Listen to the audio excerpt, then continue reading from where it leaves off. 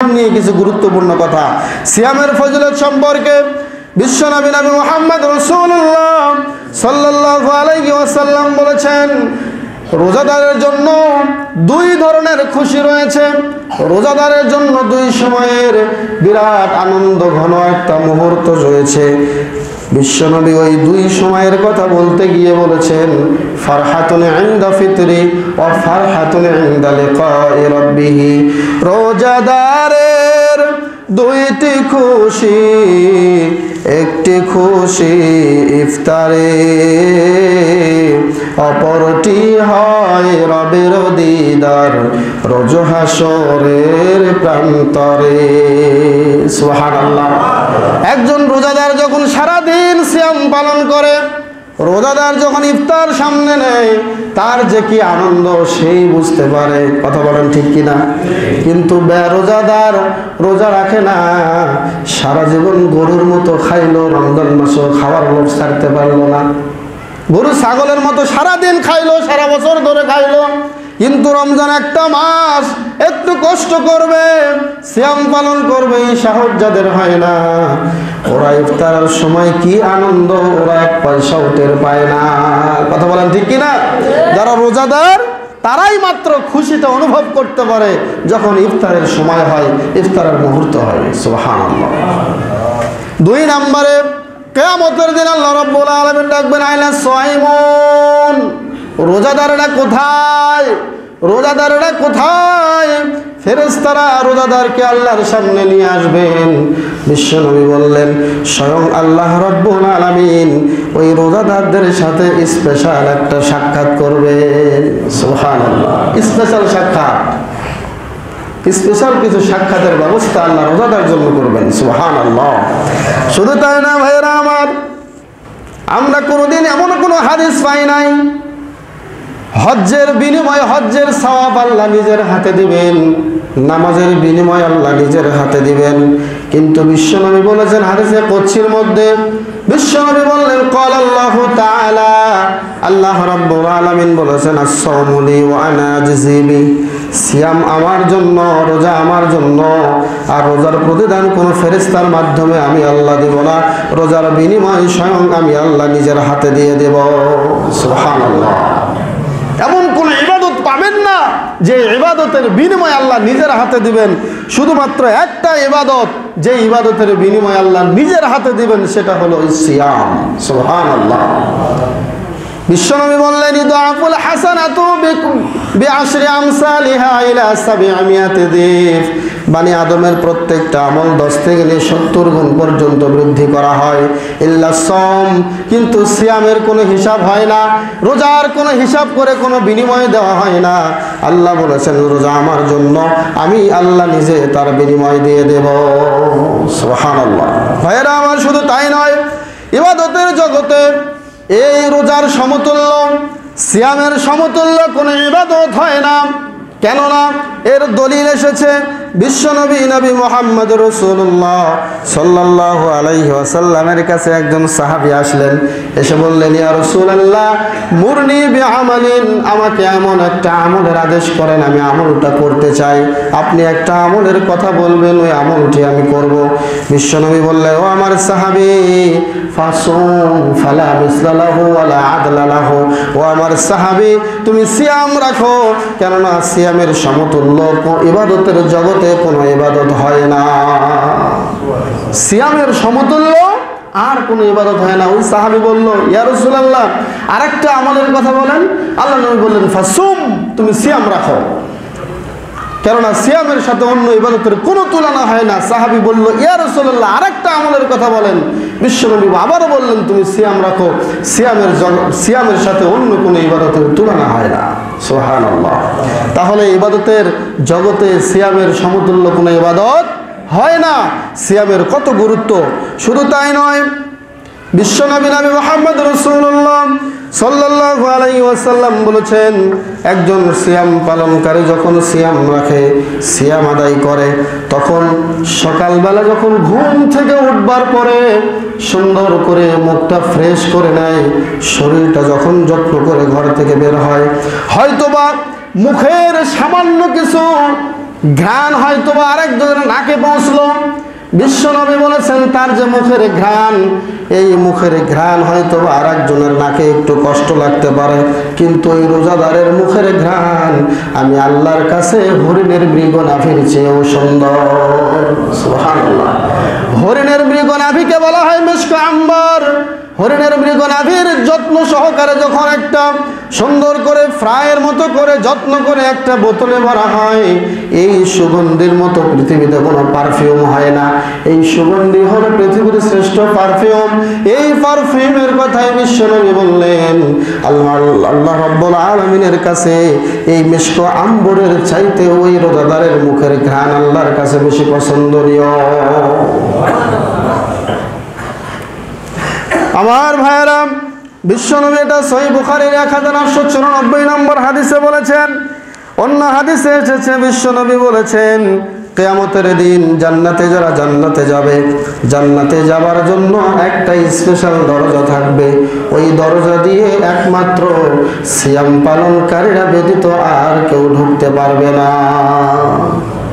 বিশ্বনবী বলেছেন লিল জান্নাতি আবওয়াব, জান্নাতের অনেকগুলো দরজা থাকবে। ইউসাম্মার রায়্যান, একটা দরজার নাম হলো রায়্যান, লা ইয়াদখুলুহা ইল্লা সাইমুন। ওই রায়্যান নামক দরজা দিয়ে রোজাদাররা ছাড়া কেউ প্রবেশ করতে পারবে না। জান্নাতের 8 দরজা, রায়্যান নামে একটি তার, সেই দ্বারেতে ঢুকবে কেবল যারা আল্লাহর রোজাদার। সুবহানাল্লাহ। জান্নাতের 8টি দরজার মধ্যে স্পেশাল একটা দরজা থাকবে। ওই দরজাটির নাম হলো আর রায়্যান। রায়্যান নামটা কেমন লাগে আপনাদের কাছে? ভালো লাগে না খারাপ লাগে? ছেলের নাম হলে, ছেলের জন্ম দিলে ছেলের নাম আর রায়্যান রাখবেন, মানে সুন্দর নাম রায়্যান। আল্লাহ রাব্বুল আলামিনের পছন্দনীয় একটা জান্নাতের গেটের নাম। সুবহানাল্লাহ। ইউসাম্মার রায়্যান, রায়্যান নামক জান্নাতের একটা দরজা থাকবে। যখনই রোজাদাররা এই দরজা দিয়ে প্রবেশ করা শেষ হয়ে যাবে, বিশ্বনবী বললেন এগুলা ওই দরজাটা বন্ধ করে দেওয়া হবে, ওই দরজা দিয়ে আর কাউকে ঢুকতে দেওয়া হবে না। সুবহানাল্লাহ।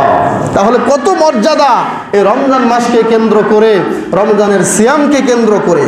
শুধু তাই নয়, বিশ্বনবী বলেছেন শোনো শোনো, মান সামা ইয়াওমান ফি সাবিলিল্লাহ, একটা নফল সিয়ামের ব্যাপারে অন্য অধ্যায়ে, হাদিসের অধ্যায়ে একটা হাদিস এসেছে, কেউ যদি একদিন একটা নফল সিয়াম আল্লাহকে সন্তুষ্ট করার জন্য রাখে, বা'আদাল্লাহু ওয়াজহাহু আনিন নারি 70 খরিফা, আল্লাহ রাব্বুল আলামিন ওই একটা নফল সিয়ামের কারণে তার চেহারা থেকে জাহান্নামকে 70 বছরের দূরে রাখবেন। সুবহানাল্লাহ।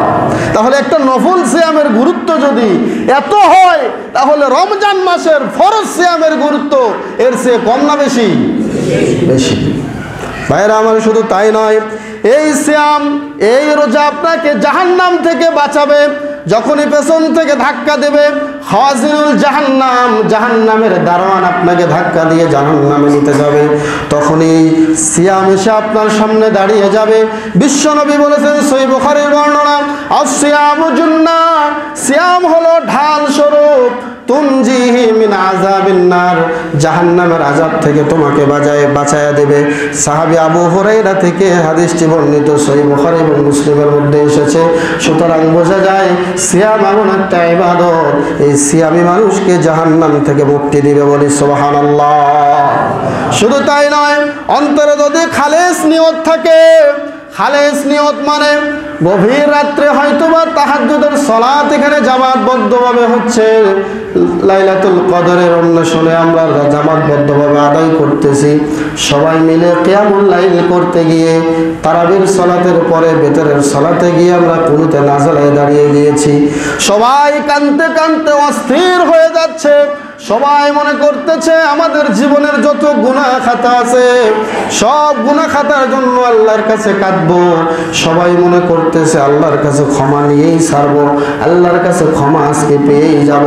আমি আমার অন্তর থেকে খালেস নিয়তে দোয়া করতেছি ক্ষমা কেন পাবো না।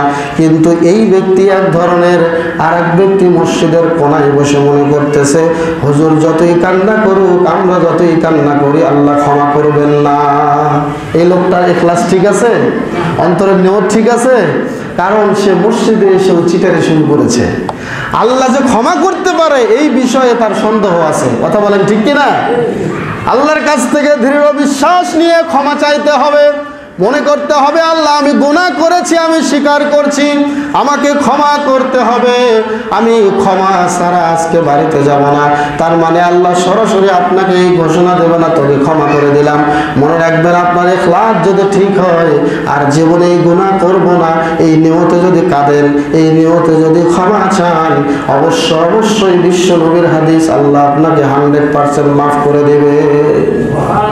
কিন্তু করলাম, ক্ষমা চাইলাম, আবার করলাম, আল্লাহ গুনাহ ক্ষমা করবেন?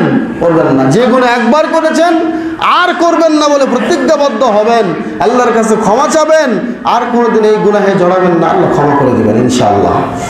এরপরে বিশ্বনবী বলেছেন শুধু তাই নয়, সিয়াম পালন করলে মুত্তাকিও যেমন হওয়া যায়, আল্লাহওয়ালাও হয়ে যায়। সিয়াম কিয়ামতের দিন আপনার সামনে দাঁড়িয়ে যাবে। কিয়ামতের দিন যখন কেউ কারো সাহায্য করার জন্য আগায় আসবে না, সন্তান বাবা থেকে পালাবে, বাবা সন্তান থেকে পালাবে, স্ত্রী স্বামী থেকে পালাবে, স্বামী স্ত্রী থেকে পালাবে, ওই দিন সিয়াম এসে আপনার সামনে দাঁড়িয়ে যাবে। বিশ্বনবী বললেন সিয়ামুল কুরআন ইয়াশফিআন লিল আবদি ইয়াওমাল কিয়ামা, কোরআন এবং সিয়াম কিয়ামতের দিন বান্দার পক্ষে আল্লাহর কাছে সাক্ষী দেবে। কোরআন আর সিয়াম, দেখেন এই দুইটাই এই মাসকে কেন্দ্র করে আয়োজন। এই মাসে কোরআন নাজিল হয়েছে, এই মাসে সিয়ামকে ফরজ করা হয়েছে। এই দুইটি বিষয় যদি আমরা ভালোভাবে ধারণ করি, এই কোরআন এবং সিয়ামই আমাদেরকে জান্নাতে নিয়ে যাবে। সুবহানাল্লাহ। আসিয়ামু আল কুরআনু ইয়াশফিআন লিল আবদি ইয়াওমাল কিয়ামা। ভাইয়েরা আমার, মা ও বোনেরা, তাহলে আমরা এতক্ষণ শুনলাম সিয়ামের গুরুত্ব এবং সিয়ামের ফজিলত। সিয়ামের ফজিলত বর্ণনা করার পরে বিশ্বনবী এবার কিছু সতর্কবাণীও দিলেন। ওইখানে যেভাবে রমাদানের গুরুত্ব ফজিলত বর্ণনা করার পরে বিশ্বনবী একটা সাবধান বাণী দিয়েছিলেন, সতর্কবাণী দিয়েছিলেন, ঠিক তেমনিভাবে রোজার সিয়ামের এত ফজিলত থাকার পরেও বিশ্বনবী এখানেও একটা সতর্কবাণী দিয়ে দিচ্ছেন। শুনুন মনোযোগ দিয়ে। সেই সতর্কবাণী হলো, বিশ্বনবী বললেন মাল্লাম ইয়াদা কাওলাজ জুরি ওয়াল আমালা বিহি ফালাইসা লিল্লাহি হাজাতুন ফি আন ইয়াদা তুআমাহু ওয়া শারাবা। ও আমার সাহাবীরা, মাল্লাম ইয়াদা কাওলাজ জুরি ওয়াল আমালা বিহি, যে ব্যক্তি মিথ্যা কথা, মিথ্যা কাজ, চুরি করা, ডাকাতি করা, ছিনতাই করা, অশ্লীল কাজ যে ছাড়তে পারলো না, এই ব্যক্তির রোজা রাখাই আমি আল্লাহর কোনো দরকার নাই। বেঈমানি করা ছাড়তে পারলো না, মানুষকে ধোঁকা দেওয়া ছাড়তে পারলো না, সকাল থেকে সন্ধ্যা পর্যন্ত ঠিকই সিয়াম পালন করলো, কিন্তু একটাবারও ভাবলো না আমি যে সিয়াম পালন করতেছি মিথ্যা বলা যাবে না। অনেক যুবক ভাইয়েরা আমার আছে সিয়াম পালন করে, আবার নারীদের সাথে অবৈধ সম্পর্ক ফেসবুক, মেসেঞ্জার, টুইটারে লিপ্ত থাকে। বলেন নাউজুবিল্লাহ। যুবক ছেলে রোজা রাখছেন ঠিক আছে, সিয়াম পালন করছেন ঠিক আছে, কিন্তু পর নারীর সাথে, পর মেয়ের সাথে অনার্গল মেসেঞ্জারে কথা বলে যাচ্ছে। সিয়াম হবে? হবে না। আপনি সিয়াম পালন করতেছেন, রমাদানে প্রত্যেকটা নাচানাচি, নর্তকীদের লাফালাফি আপনি টিভিতে দেখতেছেন, মোবাইলে দেখতেছেন, সিয়ামে কাজ হবে? হবে না।